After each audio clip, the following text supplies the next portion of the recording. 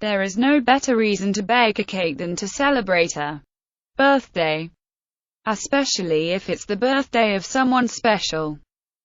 As I've gotten older, I've begun to cherish birthdays in a different way.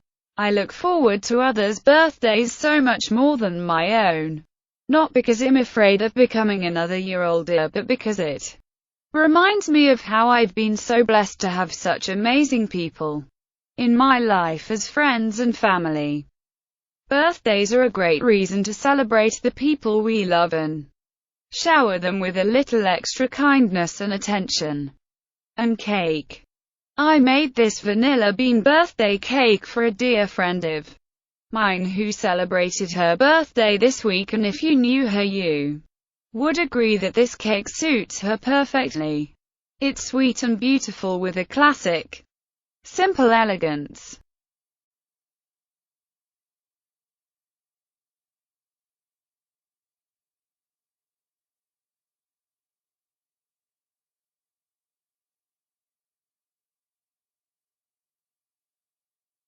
The recipe for this cake is adapted from my favorite egg-free vanilla cupcakes recipe.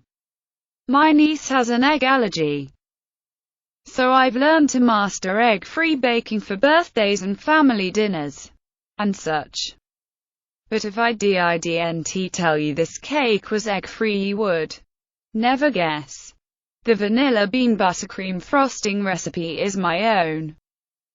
You'll need 2½ cups all-purpose flour, 1 cup white sugar, 4 tablespoons cornstarch, 1½ teaspoons baking powder, 1 teaspoon baking soda, half a teaspoon salt, 2 cups milk, 2/3 cup vegetable oil, 2 teaspoons apple cider vinegar, 2 tbsp vanilla bean paste. I buy the Madagascar vanilla bean paste.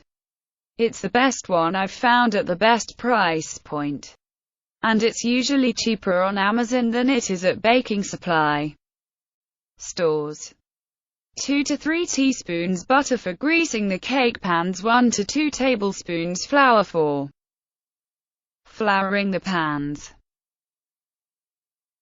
For the frosting, 1 cup unsalted butter, 4 ounces plain cream cheese, 7 cups powdered icing sugar, 4 tablespoons whole milk, 2 teaspoons vanilla bean paste.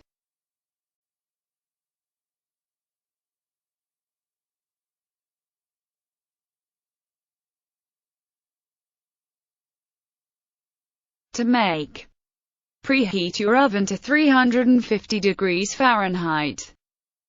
Prepare 2 round cake pans, 8 or 9-inch rounds, are fine for this recipe, by greasing them with butter and fitting a piece of parchment paper into the bottom of each pan. A good way to ensure you cut the parchment to the correct size is to trace the pan on a large sheet of parchment and cut it to size from the tracing. Grease under the parchment and on top of it, and then flour the pans with 1 tablespoon flour each. Toss the flour around in the pans until it coats the inside of each pan completely, and then tap out the excess over the kitchen sink. Combine the flour, sugar, cornstarch, baking powder,